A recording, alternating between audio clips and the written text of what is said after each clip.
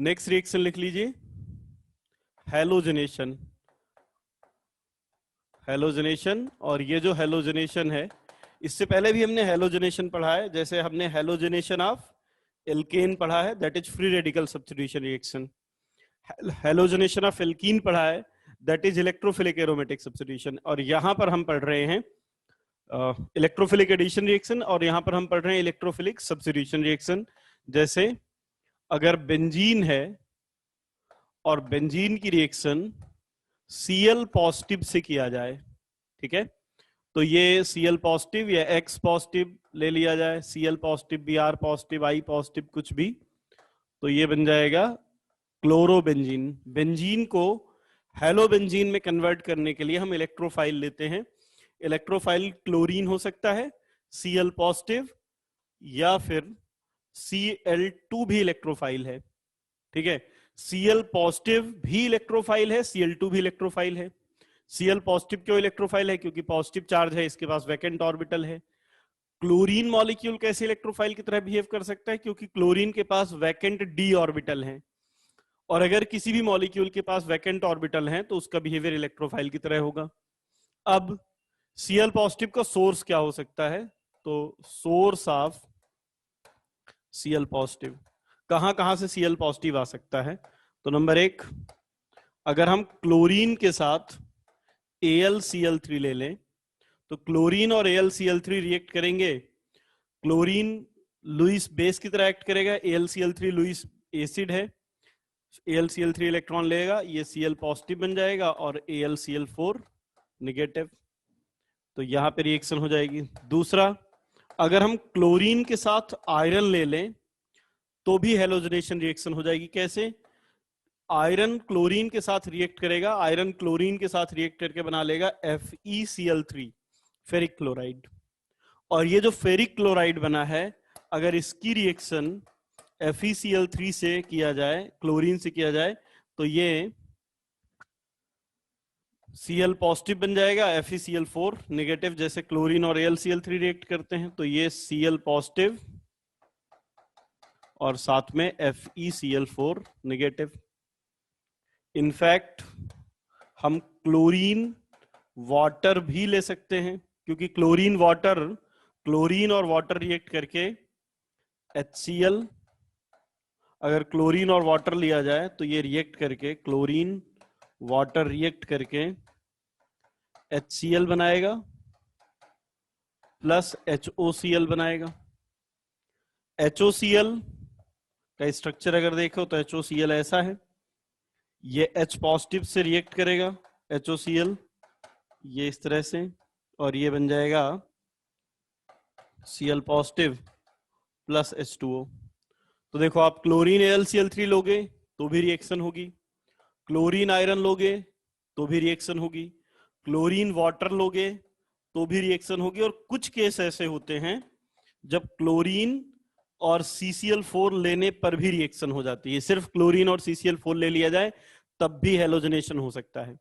अब देखो, ध्यान सुनना जरा, अगर हम बेंजीन लेते हैं और बेंजीन से हमें हेलोबेंजीन बनाना है या बेंजीन से क्लोरोबेंजीन लेना है, तो अगर मैं शुरू के 3 रिएजेंट लेता हूं तो मेरे पास इलेक्ट्रोफाइल Cl पॉजिटिव बनेगा।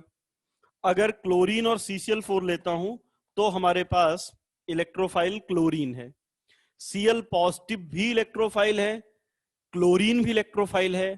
आप बताइए, दोनों में से बेटर इलेक्ट्रोफाइल यानी इलेक्ट्रॉन पेयर एक्सेप्टर कौन होगा? Cl पॉजिटिव ज्यादा आसानी से इलेक्ट्रॉन एक्सेप्ट करेगा या Cl2? जरा एक बार चैट में लिख के बताइए, Cl पॉजिटिव या Cl2, which is better electrophile? बहुत बढ़िया, बिल्कुल सही है, बहुत अच्छा।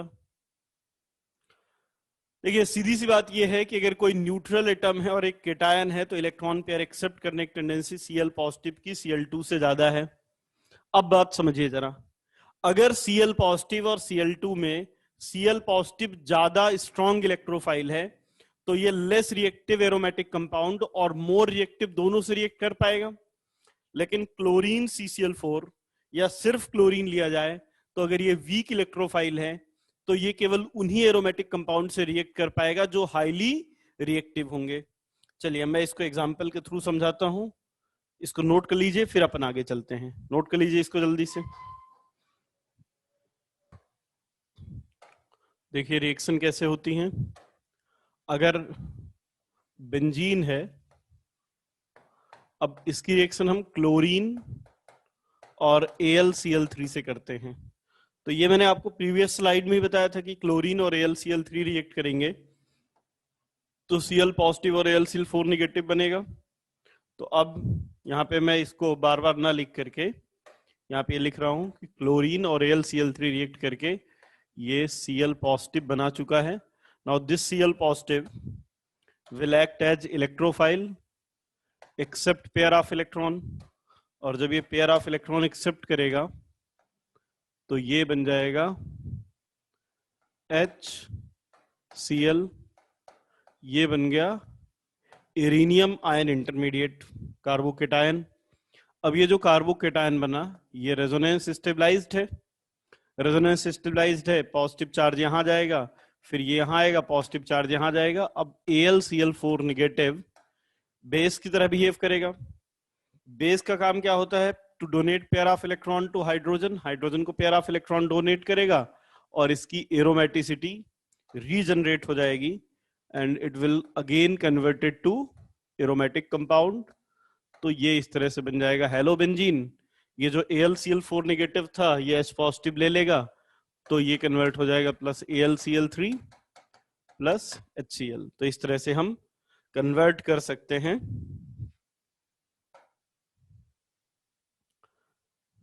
बेंजीन को हेलोबेंजीन में। अब देखिए अगर यहां पर हम फिनॉल लेते हैं और इसकी रिएक्शन एक बार क्लोरीन और CCl4 से करते हैं और एक बार फिनॉल की रिएक्शन क्लोरीन और वाटर से करते हैं, तो देखिए डिफरेंस क्या है। सबसे पहला डिफरेंस तो यहाँ पे ये है कि जब हम एक्वस मीडियम लेंगे और CCl4 लेंगे, फिनॉल जब वाटर में रखेंगे हम, तो कोई भी कंपाउंड वाटर में आयनाइज होता है, तो फिनॉल वाटर में कैसा बिहेव करेगा? फिनॉल वाटर में एक्ट करेगा एज ए फिनॉक्साइड आयन। जबकि अगर हम CCl4 लेंगे तो फिनॉल केवल अनडिसोसिएटेड स्टेट में रहेगा। डिफरेंस समझिएगा, अगर आप फिनॉल को वाटर में रखेंगे then it will dissociate to phenoxide ion, और अगर आप फिनॉल को CCl4 में नॉन पोलर सॉल्वेंट में रखेंगे तो अनडिसोसिएटेड फॉर्म में रहेगा। अब मुझे आप बताइए ज्यादा स्ट्रॉन्ग न्यूक्लियोफाइल कौन है? ज्यादा आसानी से इलेक्ट्रॉन कौन डोनेट करेगा, फिनॉल या phenoxide? Which is more electron donor? दोनों में ज्यादा रिएक्टिव कौन है? फिनॉल इज मोर रिएक्टिव और फिनॉक्साइड इज मोर रिएक्टिव। जरा एक बार लिख के बताइए विच इज मोर रिएक्टिव।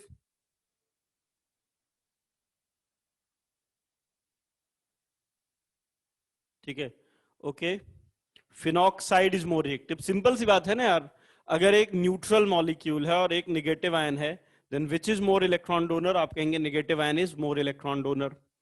तो जब हम यहाँ पे फिनॉल के साथ रिएक्शन करेंगे तो न्यूक्लियोफाइल जो है हमारे पास वो फिनॉल है, लेकिन जब हम फिनॉल को क्लोरीन और वाटर से रिएक्शन करेंगे तो न्यूक्लियोफाइल यानी इलेक्ट्रॉन डोनर फिनॉक्साइड है। दूसरी बात, जो हम CCl4 लेंगे तो यहाँ पे इलेक्ट्रोफाइल क्लोरीन है, और जब हम क्लोरीन वाटर में लेंगे तो इलेक्ट्रोफाइल Cl पॉजिटिव है। अब देखिएगा जरा ज्यादा स्ट्रॉन्ग इलेक्ट्रोफाइल कौन है, Cl2 या Cl पॉजिटिव? जरा चैट पे एक बार लिख के बताएं which is strong electrophile? Cl positive. इसका मतलब ये हुआ कि जब हम वाटर ले रहे हैं, जब हम वाटर ले रहे हैं तो फिनॉल की भी रिएक्टिविटी बढ़ गई, यानी न्यूक्लियोफाइल की भी रिएक्टिविटी बढ़ गई, इलेक्ट्रोफाइल की भी रिएक्टिविटी बढ़ गई। लेकिन जब हम CCl4 ले रहे हैं तो फिनॉल भी कम रिएक्टिव है, इलेक्ट्रोफाइल भी कम रिएक्टिव है, और अगर रिएक्टेंट कम रिएक्टिव हैं तो अब यहां पे पैरा पोजीशन पर और आर्थो पोजीशन पर ortho and para substituted product बनेंगे। लेकिन जब हम क्लोरीन वाटर लेंगे तो यहाँ पे ट्राई सब्स्टिट्यूटेड प्रोडक्ट बन जाएंगे, ये बन जाएगा OH एंड ट्राई क्लोरोफिनॉल बन जाएगा। अगर हम यहीं पे Br2 CCl4 लेते तो आर्थो और पैरा सब्स्टिट्यूटेड, और ब्रोमीन वाटर लेते तो ट्राई सब्स्टिट्यूटेड प्रोडक्ट मिलता। सिमिलर बिहेवियर मिलता है, सिमिलर बिहेवियर अगर हम यहाँ पर एनिलीन लेते हैं, एनिलीन से भी सेम बिहेवियर। जैसे मान लो अगर हमने यहाँ पे एनिलीन लिया,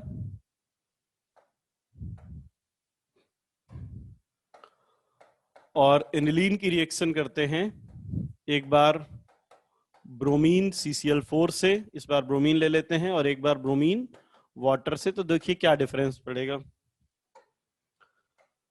जब Br2CCl4 लेंगे, नाउ Br, यहाँ पे इलेक्ट्रोफाइल Br2 रहेगा which is weak electrophile.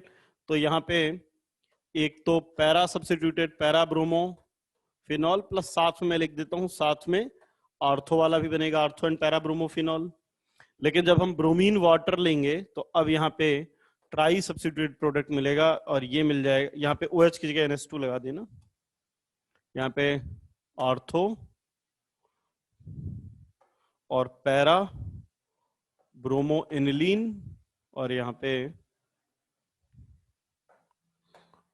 NH2 जब लगा है, ब्रोमीन वाटर लिया है तो ट्राई ब्रोमो एनिलीन। अब देखिए, चूंकि ये ट्राई क्लोरो या ट्राई ब्रोमो फिनॉल या एनिलीन, इनका मॉलिक्यूलर वेट काफी ज्यादा है, और मॉलिक्यूलर वेट ज्यादा होने के कारण ये प्रेसिपिटेट हो जाता है, ये व्हाइट प्रेसिपिटेट बनाता है। अच्छा, चाहे फिनॉल हो या एनिलीन हो, फिनॉल और एनिलीन दोनों को ब्रोमीन वाटर के साथ डालने पर एक हाई मॉलिक्यूलर वेट वाला कंपाउंड बनेगा, और जब इतना ज्यादा मॉलिक्यूलर वेट वाला कंपाउंड होगा तो सिंक हो जाएगा, प्रेसिपिटेट बनाएगा। So this reaction can be use to identify phenol and aniline. Phenol भी ये रिएक्शन शो करेगा, एनिलीन भी शो करेगा। अगर कोई भी कंपाउंड है उसमें आपने ब्रोमीन वाटर डाला, ब्रोमीन वाटर ये रेड कलर का लिक्विड होगा, और अगर वो कंपाउंड व्हाइट कलर का प्रेसिपिटेट बना ले तो हम कहेंगे इट दिस कंपाउंड में बी आइदर एनिलीन और फिनॉल। नोट कर लीजिए, फिर आगे चलते हैं।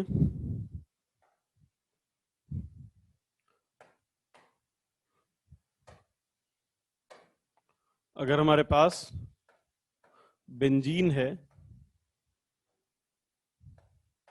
और इसकी रिएक्शन हम एक बार क्लोरीन आयरन से करते हैं, एक बार इसकी रिएक्शन क्लोरीन और वाटर से या क्लोरीन CCl4 से करते हैं, और एक बार इसी कंपाउंड की रिएक्शन क्लोरीन के साथ सनलाइट में करते हैं, तब क्या क्या रिएक्शन होगी। अगर हम क्लोरीन और Fe से रिएक्शन करते हैं तो ये इलेक्ट्रोफिलिक एरोमेटिक सब्स्टिट्यूशन होगा। क्लोरीन और Fe रिएक्ट करके पहले FeCl3 बना लेंगे, क्लोरोबेंजीन बन जाएगा। अब देखिए, अगर हम इसकी रिएक्शन क्लोरीन और CCl4 से करते हैं तो यहाँ पे वैसे ही क्लोरीन कम रिएक्टिव है, बेंजीन में भी कोई इलेक्ट्रॉन डोनेटिंग ग्रुप नहीं लगा है तो बेंजीन भी कम रिएक्टिव है, तो दोनों रिएक्टेंट जो है कम रिएक्टिव हैं, और जब दोनों रिएक्टेंट कम रिएक्टिव हैं तो यहाँ पर कोई भी रिएक्शन नहीं होगी, नो रिएक्शन। अगर हम क्लोरीन की रिएक्शन सनलाइट से करते हैं तो देखिए क्या होगा, यहाँ पे एक पाई बॉन्ड ब्रेक होगा, और जब पाई बॉन्ड ब्रेक होगा तो एक Cl यहां ऐड हो जाएगा, एक Cl यहां ऐड हो जाएगा, ये ऐसा बन जाएगा। फिर क्या है, अभी भी इसमें दो पाई बॉन्ड है तो एक और पाई बॉन्ड ऐड होगा, ब्रेक होगा, एक और दो Cl और लग जाएंगे। फाइनली यहां से तीनों पाई बॉन्ड निकल जाएंगे, ये वाला पाई बॉन्ड भी निकल जाएगा, और ये कन्वर्ट हो जाएगा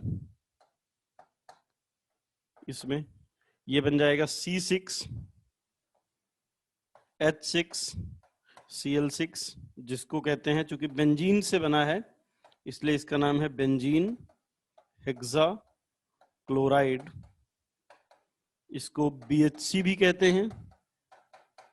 ठीक है, इसके डिफरेंट स्ट्रक्चर्स बनते हैं, इसका जो गामा क्रिस्टलाइन स्ट्रक्चर बनता है उसको गैमेक्सेन कहते हैं, और जो गैमेक्सेन है वो इंसेक्टिसाइड और पेस्टिसाइड में यूज होता है। ये जो रिएक्शन है ये फ्री रेडिकल एडिशन रिएक्शन है। नॉर्मली ऐसा होता नहीं है कि कहीं पर भी बेंजीन रिएक्ट करे और बेंजीन की एरोमेटिसिटी लॉस हो जाए, लेकिन जो फ्री रेडिकल, ये जो रिएक्शन है क्लोरीन और सनलाइट वाली, आपको याद होगा फ्री रेडिकल मैकेनिज्म से होती है। फ्री रेडिकल इतने रिएक्टिव होते हैं, सनलाइट के प्रेजेंस में रिएक्शन इतनी ज्यादा फास्ट होती है कि इवन वो इसकी एरोमेटिसिटी को भी ब्रेक कर सकते हैं। तो ध्यान रखिएगा, अगर बेंजीन की रिएक्शन हम क्लोरीन और सनलाइट से करते हैं तो फिर वहां पर फ्री रेडिकल एडिशन रिएक्शन होगी और बेंजीन के तीनों पाई बॉन्ड ब्रेक हो जाएंगे, एंड वी गेट C6H6Cl6। इसको 666 भी कहते हैं, इसको गैमेक्सेन भी कहते हैं, शॉर्ट में BHC भी कहते हैं। ठीक है, और एग्जांपल ले लेते हैं। जैसे हमारे पास अगर टॉलुइन है, ये मॉलिक्यूल है टॉलुइन।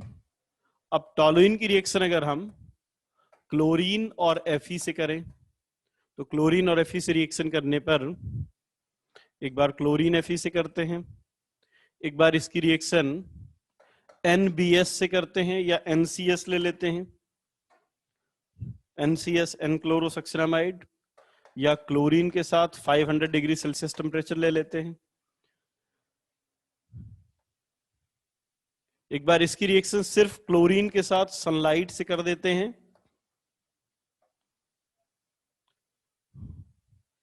और एक बार इसकी रिएक्शन SO2Cl2 और सनलाइट से करते हैं। तो देखिए अलग अलग कंडीशंस पर क्या प्रोडक्ट बनेंगे। जब इसकी रिएक्शन हम क्लोरीन और आयरन से करेंगे तो ये तो इलेक्ट्रोफिलिक एरोमेटिक सब्स्टिट्यूशन होगा, और अगर इलेक्ट्रोफिलिक एरोमेटिक सब्स्टिट्यूशन होगा तो ये CH3, ये चूंकि आर्थो पैरा डायरेक्टिंग है तो आर्थो और पैरा पोजीशन पे Cl आएगा, ये बन जाएगा पैरा वाला, प्लस साथ में आर्थो वाला भी बन जाएगा जिसमें यहाँ पे Cl लगा होगा। तो 2 प्रोडक्ट्स बन गए आर्थो पैरा प्रोडक्ट। अगर क्लोरीन के साथ 500 डिग्री सेल्सियस टेम्परेचर लिया जाए या एन क्लोरोसक्सिनामाइड लिया जाए। एन क्लोरोसक्सिनामाइड क्या होता है, देखो ये जो कंपाउंड है, ये जो मॉलिक्यूल है, ये है सक्सिनिक एसिड, और अगर सक्सिनिक एसिड को हीट किया जाए तो हीट करने पर ये कन्वर्ट हो जाता है, सक्सिनिक एसिड को हीट करें तो किसी भी एसिड को हीट करोगे एनहाइड्राइड बन गया, ये बन गया सक्सिनिक एनहाइड्राइड। अगर सक्सिनिक एनहाइड्राइड की रिएक्शन अमोनिया से किया जाए तो ये बन जाता है सक्सिनामाइड, और अगर सक्सिनामाइड में इस हाइड्रोजन को रिप्लेस करके Br लगा दिया जाए तो ये बन जाता है एन ब्रोमोसक्सिनामाइड। अब ध्यान रखना, जब एन ब्रोमोसक्सिनामाइड जैसे बना, अगर यहाँ पे Cl लगा होता तो ये एन क्लोरोसक्सिनामाइड होता। पहली बात ध्यान रखना, ये दोनों रिएक्शन एक जैसी हैं। क्या रिएक्शन होगी यहाँ पे, तो यहाँ पे एलाइलिक या बेंजाइलिक पोजीशन पर प्रेजेंट हाइड्रोजन का सब्स्टिट्यूशन होगा। ठीक है, तो यहाँ पे ये बन जाएगा CH2 और यहाँ पे आ जाएगा Cl, एलाइलिक या बेंजाइलिक पोजीशन पे सब्स्टिट्यूशन। SO2Cl2 की रिएक्शन, अब एक बात ध्यान रखना, जैसी reaction chlorine 500 degree Celsius temperature है, NCS है, वैसी सेम रिएक्शन टॉलुइन SO2Cl2 के साथ भी शो करता है, तो यहां पर भी बेंजाइल क्लोराइड ही बनेगा। अब देखो, पिछली बार जब हमने क्लोरीन और सनलाइट लिया था तो बेंजीन रिंग की एरोमेटिसिटी खत्म हो गई थी, बेंजीन रिंग एरोमेटिक से नॉन एरोमेटिक कंपाउंड में कन्वर्ट हो गया था। वैसे हमने क्लोरीन और सनलाइट की पहले भी रिएक्शन पढ़ी है कि अगर हम आपको याद होगा पहली रिएक्शन पढ़ी थी फ्री रेडिकल सब्स्टिट्यूशन रिएक्शन, कि अगर हम एल्केन की रिएक्शन क्लोरीन और सनलाइट से करते हैं देन पहले एक हाइड्रोजन निकलता है, जैसे मीथेन है तो पहले क्लोरोमीथेन, फिर CH2Cl2, फिर CHCl3, फिर फाइनली सारे के सारे हाइड्रोजन रिप्लेस हो जाते हैं and finally compound converted to CCl4। तो यहां पर एलिफेटिक पार्ट भी है, एरोमेटिक पार्ट भी है, यहां पर सिर्फ एरोमेटिक पार्ट था तो रिएक्शन एरोमेटिक पार्ट पे हुई। इस बार एलिफेटिक भी है और एरोमेटिक भी है, तो पहले रिएक्शन एलिफेटिक पार्ट में होगी, और अगर एलिफेटिक पार्ट में रिएक्शन होती है तो यहां से एक हाइड्रोजन निकलेगा, तो पहले तो ये बनेगा, जैसा मेथेन में पहले क्लोरोमेथेन बनता था। फिर आगे अगर फर्दर रिएक्शन होगी तो ये कंपाउंड फर्दर रिएक्ट करने पर ये कन्वर्ट हो जाएगा, यहाँ पे CH Cl2 दोनों निकल गए। फर्दर और आगे रिएक्शन हो सकती है, और आगे अगर रिएक्शन होगी क्लोरीन और सनलाइट में तो finally all the hydrogen will be replaced by Cl and this compound will be converted to CCl3, CH3 convert हो जाएगा CCl3 में। नोट कर लीजिए, फिर आगे चलेंगे। ये ईथर चैप्टर नहीं है, ये benzene aromatic compound next chapter है। एल्डिहाइड कीटोन से पहले एक चैप्टर है एरोमेटिक कंपाउंड, वो है ये।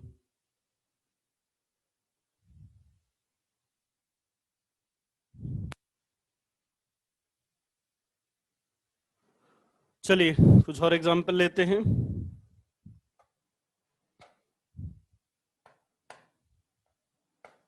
जैसे अगर स्टायरीन मॉलिक्यूल है,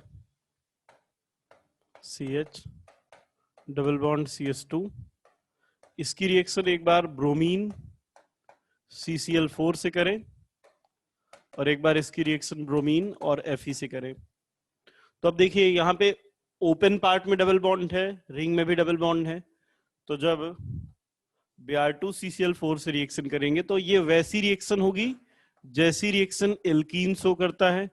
एल्कीन की कैसी रिएक्शन होती है कि ये CH CH2 दोनों Br अपोजिट डायरेक्शन में जुड़ जाएंगे, तो ये हो जाएगा। तो यहाँ पे एलिफेटिक पार्ट में रिएक्शन होगी, और जब ब्रोमीन के साथ आयरन लेंगे तो यहाँ पे एरोमेटिक पार्ट पे रिएक्शन होगी और पैरा प्लस ऑर्थो प्रोडक्ट बनेगा। अब देखिए हमने सल्फोनेशन पढ़ा था और हमने ये भी पढ़ा था वहां पे कि जो सल्फोनेशन रिएक्शन है वो रिवर्सिबल रिएक्शन है। जैसे अगर हमारे पास OHSO3H है और इसके रिएक्शन ब्रोमीन वाटर से किया जाए, तो ब्रोमीन वाटर से रिएक्शन करने पर बहुत सारे लोग क्या सोचते हैं कि अब क्या होना चाहिए, तो लोगों को एक कॉमन कंफ्यूजन होना चाहिए कि सर यहाँ तो ऑलरेडी SO3H लगा है, तो इस पोजीशन पे और इस पोजीशन पर Br लगा दो। बट ये ध्यान रखना है आपको कि SO3H का डीसल्फोनेशन बहुत आसानी से हो जाता है, और डीसल्फोनेशन होने पर ऑर्थो पोजीशन पर तो Br लगेगा ही, लेकिन यहाँ पे ये जो Br पॉजिटिव बना है वो SO3 को भी रिप्लेस कर देगा, तो इसलिए यहाँ पे ट्राई ब्रोमोफिनॉल बन जाएगा। इनफैक्ट जिस तरीके से SO3H रिप्लेस होता है उसी तरीके से COOH भी रिप्लेस हो जाता है। जैसे अगर ये मॉलिक्यूल है, इसमें COOH लगा है, SO3H लगा है, और इसकी रिएक्शन अगर हम ब्रोमीन वाटर से करें तो हम क्या एक्सपेक्ट करेंगे कि ये OH है, OH की ये ऑर्थो पोजीशन ब्लॉक हो गई, ये पैरा पोजीशन ब्लॉक हो गई, तो हम एक्सपेक्ट करते हैं कि शायद ऐसा होना चाहिए कि केवल इस ऑर्थो पोजीशन पर Br आकर के जुड़ जाए। But Br can replace both SO3H and COOH. So in this case, final product is tribromophenol. तो ये ध्यान रखना है कि चाहे SO3H हो चाहे COOH हो, they all can be replaced by, they both can be replaced by Br positive. ठीक है, चलिए नोट कर लीजिए इसको, फिर आगे चलते हैं। Next reaction is Friedl-craft reaction. इसमें दो रिएक्शन है, एक है फ्रीडल-क्राफ्ट एल्काइलेशन और दूसरा है फ्रीडल-क्राफ्ट एसाइलेशन। अगर हमारे पास बेंजीन है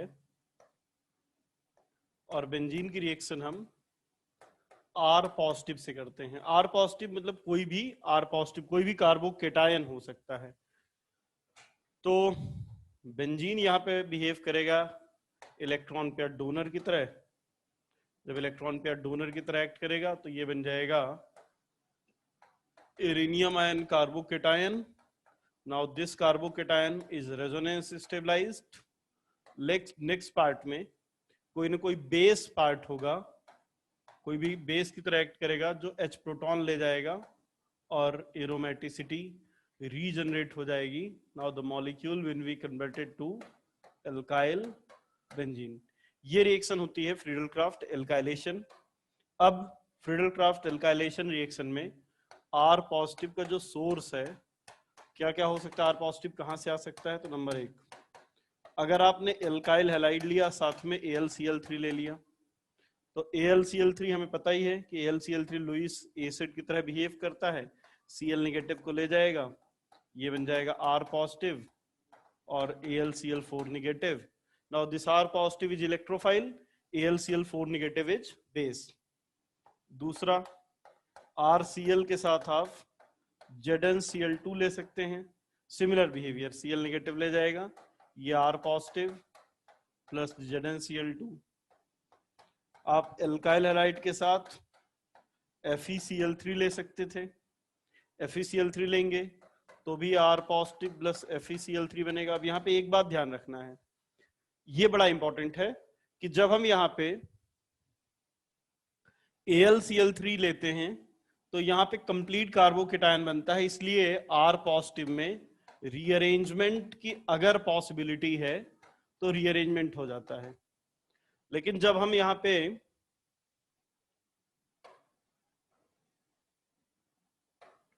RCl के साथ ZnCl2 लेते हैं तब देखिए क्या होता है।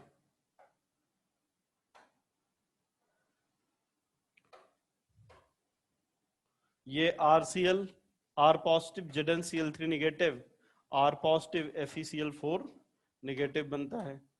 अब यहाँ पे AlCl3 ZnCl2 और FeCl3 इतने स्ट्रॉन्ग लुईस एसिड नहीं है, इसलिए यहाँ पे Cl निकल तो जाता है लेकिन पूरी तरह से नहीं निकल पाता, थोड़ा सा बॉन्ड और Cl के बीच में बना है, और इसलिए यहाँ पे R पॉजिटिव में नो रीअरेंजमेंट। ये बड़ा इंपॉर्टेंट पॉइंट है कि जब हम ZnCl2 या FeCl3 यूज करते हैं तो जो कार्बोकेटायन बनता है उसमें रीअरेंजमेंट नहीं होता, लेकिन अगर AlCl3 लेते हैं तो कंप्लीट कार्बोकेटायन बन जाता है, वहां पे रीअरेंजमेंट होता है। तो ये एक इंपॉर्टेंट पॉइंट ध्यान रखना है। उसके अलावा आपको R पॉजिटिव से मतलब है, इस बात से मतलब ही नहीं कि R पॉजिटिव कहां से आ रहा है। अगर आप एल्कोहल की रिएक्शन H2SO4 से करेंगे तो पता ही है हमें कि ROH प्रोटोनेट होके पहले कन्वर्ट हो जाएगा ROH2 पॉजिटिव, फिर ये वाटर निकल जाएगा, वाटर निकलने के बाद ये बन जाएगा R पॉजिटिव। तो अगर आप किसी भी बेंजीन की रिएक्शन एल्कोहल के साथ एसिडिक मीडियम में करते हैं तो वो भी फ्रीडल क्राफ्ट एल्काइलेशन रिएक्शन ही है, ध्यान रखिएगा। इनफैक्ट अगर कोई भी एल्कीन लिया जाए और एल्कीन की रिएक्शन एसिडिक मीडियम में किया जाए तो पहले तो एल्कीन रिएक्ट करके ये कार्बोकेटायन बन जाएगा। अब ये कार्बोकेटायन जाके बेंजीन रिंग पर एज इलेक्ट्रोफाइल अटैक करेगा, तो ये रिएक्शन भी इलेक्ट्रोफिलिक एरोमेटिक सब्स्टिट्यूशन रिएक्शन ही होगी। तो ध्यान रखिएगा, फ्रीडल क्राफ्ट रिएक्शन कार्बोकेटायन की रिएक्शन है बेंजीन के साथ, इस बात से कोई फर्क नहीं पड़ता कि वो कार्बोकेटायन कहां से आ रहा है, चाहे एल्काइलाइड से आए, एल्कोहल से आए या एल्कीन से आए। अगर बेंजीन पर कार्बोकेटायन R पॉजिटिव का अटैक हो रहा है तो उस रिएक्शन को हम फ्रीडल क्राफ्ट एल्काइलेशन रिएक्शन कहेंगे। नोट कर लीजिए, फिर इसके एग्जांपल देखते हैं।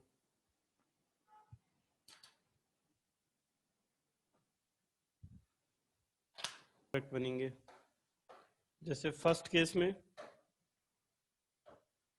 अगर बेंजीन की रिएक्शन CH3Cl से किया जाए तो CH3Cl से करने पर ये CH3 पॉजिटिव बनेगा इलेक्ट्रोफाइल, और जब ये जाके बेंजीन पे रिएक्ट करेगा तो ये बन जाएगा टॉलुइन।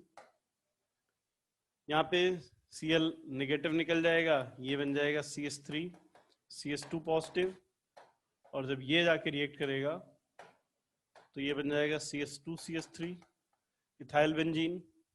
अब देखिए जब यहां से Cl निकलेगा तो ये बनेगा ये कार्बोकेटायन, और अब इस कार्बोकेटायन में रीअरेंजमेंट की पॉसिबिलिटी है तो ये रीअरेंजमेंट होकर के बन जाएगा आइसोप्रोपाइल। अब आइसोप्रोपाइल जब रिएक्ट करेगा तो ये बन जाएगा CH3CH3। ये बहुत इंपॉर्टेंट कंपाउंड है, नीट में ये रिएक्शन पिछले साल नीट में आई थी, पिछले के पिछले साल, ध्यान रखिएगा, इंपॉर्टेंट रिएक्शन है। ये मॉलिक्यूल जो बना है ये क्यूमीन है। तो अक्सर क्या होता है, फ्रीडल क्राफ्ट रिएक्शन की इस पर्टिकुलर रिएक्शन को क्यूमीन हाइड्रोपेरोक्साइड रीअरेंजमेंट के साथ क्लब करके दिया जाता है। ध्यान रखिएगा, AlCl3 था तो कार्बोकेटायन बना, रीअरेंजमेंट हुआ।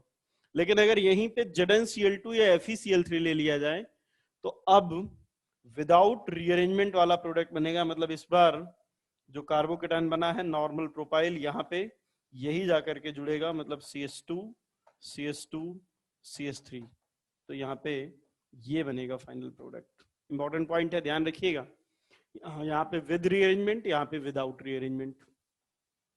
यहाँ पे Cl नेगेटिव निकला, कार्बोकेटायन बना, कार्बोकेटायन 1 डिग्री है, इसमें हाइड्राइड शिफ्ट होगी। हाइड्राइड शिफ्ट, पहले तो कार्बोकेटायन कैसा बना होगा, ये कार्बोकेटायन बना, अब इसमें हाइड्राइड शिफ्ट होगी, और हाइड्राइड शिफ्ट होने के बाद ये फाइनली कार्बोकेटायन बनेगा, और जब ये कार्बोकेटायन जाके अटैक करेगा तो final product tertiary butyl CH, tertiary butyl जाकर के जुड़ जाएगा और ये बन जाएगा CH3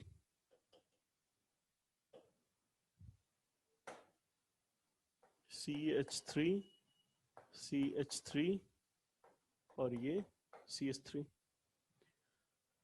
देखिए टॉलुइन अगर देखें तो ये आर्थो पैरा डायरेक्टिंग है, और अगर आर्थो पैरा डायरेक्टिंग है तो अब जो नया CH3 आएगा वो आ जाएगा पैरा पोजीशन पर। यहाँ पे एक बात ध्यान रखनी है कि ये रिएक्शन हाई टेम्परेचर पर होती है, और ये जो पैरा टॉलुइन है ये अपने आप हीट करने पर रीअरेंज हो जाता है मेटाटॉलुइन पे। तो फाइनल प्रोडक्ट जो है हाई टेम्परेचर पे यहाँ पे मेटाटॉलुइन बन जाएगा। लो टेम्परेचर लिया होता तो फिर आर्थो और पैरा, लेकिन अगर हाई टेम्परेचर लेंगे then it will be finally converted to meta toluene. ये ध्यान रखिएगा कि अगर नाइट्रो ग्रुप लगा है तो बहुत स्ट्रॉन्ग इलेक्ट्रॉन विड्रॉइंग ग्रुप है, अब ये रिएक्शन नहीं होगी, नो रिएक्शन। और इसी का यूज करके एक क्वेश्चन यहां से पूछा जाता है। पहला question, which of the following compound will not give Friedel-Crafts reaction either alkylation और एसाइलेशन। तो ये इंपॉर्टेंट पॉइंट है, ध्यान रखिएगा कि नाइट्रोबेंजीन जो है वो फ्रीडल-क्राफ्ट रिएक्शन नहीं देता है। इनफैक्ट अगर इलेक्ट्रॉन विड्रॉइंग ग्रुप लगे हैं, जैसे NO2 लगा है, CHO लगा है, अगर इलेक्ट्रॉन विड्रॉइंग ग्रुप लगा है तो नो फ्रीडल-क्राफ्ट रिएक्शन, चाहे फ्रीडल-क्राफ्ट एल्काइलेशन हो या एसाइलेशन। अगर इलेक्ट्रॉन विड्रॉइंग ग्रुप लगा है तो फ्रीडल-क्राफ्ट रिएक्शन नहीं होगी, क्योंकि अब इतना कम रिएक्टिव हो जाएगा तो वो रिएक्ट नहीं कर पाएगा। तो एक इंपॉर्टेंट पॉइंट ये ध्यान रखना है। दूसरी बात ये ध्यान रखना है कि अगर एनिलीन लगा है, अगर इलेक्ट्रॉन डोनेटिंग लगा है, तब भी रिएक्शन नहीं हो पाती NH2 के केस में, क्योंकि यहां पर AlCl3 लुईस एसिड है, और ये Lewis acid aniline Lewis base की तरह एक्ट करेगा, और ये कन्वर्ट हो जाएगा एनिलीनियम आयन AlCl3 नेगेटिव। और जो एनिलीनियम आयन है ये स्ट्रॉन्ग इलेक्ट्रॉन विड्रॉइंग ग्रुप है, तो नाइट्रोबेंजीन में तो होगी ही नहीं। एक क्वेश्चन हो सकता था कि ठीक है सर, चलो इलेक्ट्रॉन विड्रॉइंग में नहीं होगी, इलेक्ट्रॉन डोनेटिंग में भी तो होनी चाहिए, तो फिर एनिलीन क्यों सो नहीं करता फ्रीडल-क्राफ्ट रिएक्शन। ध्यान रखिएगा, no Friedel Craft reaction, no Friedel Craft reaction in aniline और नाइट्रोबेंजीन। एनिलीन में ना होने का रीजन क्या है? इसलिए नहीं हो रही है क्योंकि एनिलीन बेस है, AlCl3 लुईस एसिड है, तो यहां पर एसिड बेस रिएक्शन हो जाएगी। तो ये इंपॉर्टेंट पॉइंट ध्यान रखिएगा। और यहां पे एक क्वेश्चन और पूछा जाता है, which of the following reagent is used as a solvent for Friedel Craft reaction. तो नाइट्रोबेंजीन को ये लिख लो, फ्रीडल-क्राफ्ट रिएक्शन के सॉल्वेंट में यूज किया जाता है। Nitrobenzene is solvent for Friedel Craft reaction. ठीक है, बिल्कुल सही है आफरीन, बिल्कुल सही है। यहाँ पे सॉल्ट बन जाएगा, and now this salt is very strong electron withdrawing due to positive charge on nitrogen atom. Note कर लीजिए, फिर और एग्जांपल लेते हैं फ्रीडल-क्राफ्ट रिएक्शन के। और अगर आपको किसी भी एग्जांपल में डाउट है तो आप केवल वो एग्जांपल नंबर लिख दीजिए, मैं इसको दोबारा एक्सप्लेन कर दूंगा।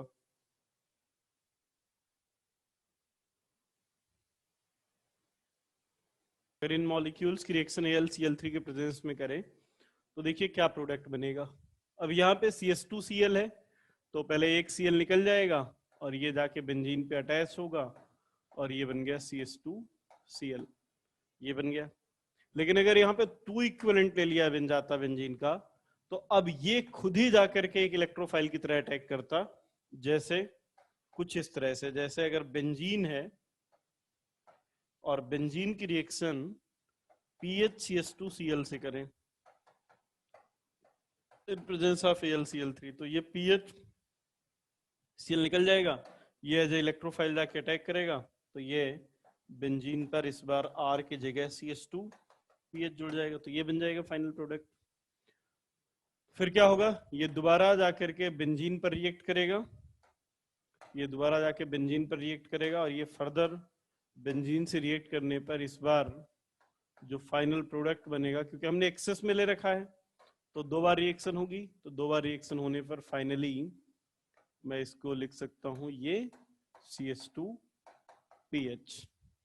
इस बार देखिए, इस बार 3 निकल जाएंगे Cl, तो इस कार्बन से 3 PH जुड़ जाएंगे इस तरह से। इस बार 3 इक्विवेलेंट ले लिया जाए, ये बन जाएगा। अब यहाँ पे CCl4 है, पर अगर हम एक ही कार्बन से 4 पीएच लगा देंगे तो उनके बीच में रिपल्सन बहुत ज्यादा हो जाएगा, तो इसलिए चौथा नहीं निकलेगा, 4 पीएच नहीं आएंगे, यहाँ पे एक Cl लगा रहेगा। यहाँ पे देखिए ये Cl निगेटिव निकल जाएगा, कार्बोकेटायन बनेगा, इलेक्ट्रोफाइल की तरह अटैक करेगा आर्थो पोजीशन में, क्योंकि आर्थो पोजीशन में अटैक करने से यहाँ पर एक नया कंपाउंड बन जाएगा जो कि साइक्लिक होगा, तो ये बन गया प्रोडक्ट, इंट्रामोलिकुलर रिएक्शन हो जाएगी। फोर्थ वाले में, फोर्थ वाला अच्छा अभी आते हैं, फोर्थ वाले में पहले ये वाला देख लो। यहाँ पे क्या होगा, ये ऐसा, इन दोनों की एरोमेटिसिटी रिटेन्ड है,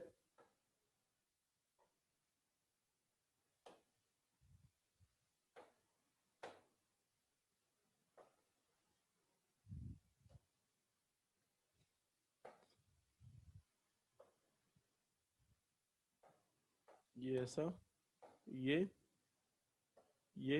पॉजिटिव, ये जाके जुड़ गया, तो ये बन गया प्रोडक्ट। फोर्थ वाले में क्या डाउट है, फोर्थ वाला ये, यहाँ पे कार्बोकेटायन बना, फिर इसमें रीअरेंजमेंट हुआ, तो फाइनली ये कार्बो,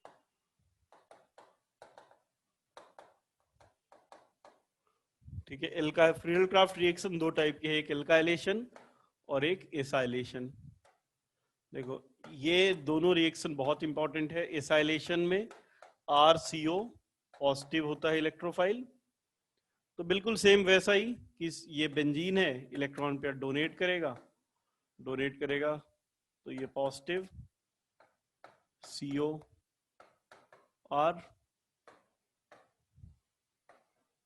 which is resonance stabilized, ये यहाँ पे H, लास्ट में बेस आएगा, इलेक्ट्रॉन देगा, एरोमेटिसिटी रीजनरेट हो जाएगी COR। अब यहाँ पे सोर्स ऑफ RCO पॉजिटिव,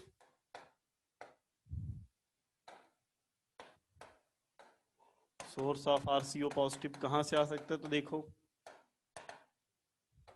अगर हम एसिड क्लोराइड लें और इसकी रिएक्शन AlCl3 से करें, तो फिर से वही AlCl3 लुईस एसिड है, Cl नेगेटिव को ले जाएगा, ये बन जाएगा RCO पॉजिटिव और प्लस AlCl4 नेगेटिव। तो एक तो ये हो सकता है, दूसरा जैसे एसिड क्लोराइड लिया जा सकता है वैसे एसिड एनहाइड्राइड भी लिया जा सकता है, जैसे Cl नेगेटिव निकला था तो वैसा ही सेम ये RC_O नेगेटिव को निकाल लेगा, RC_O नेगेटिव निकल जाएगा, तो ये बन जाएगा RC_O positive plus RC_O negative AlCl3। Now this will act as electrophile or this will act as base.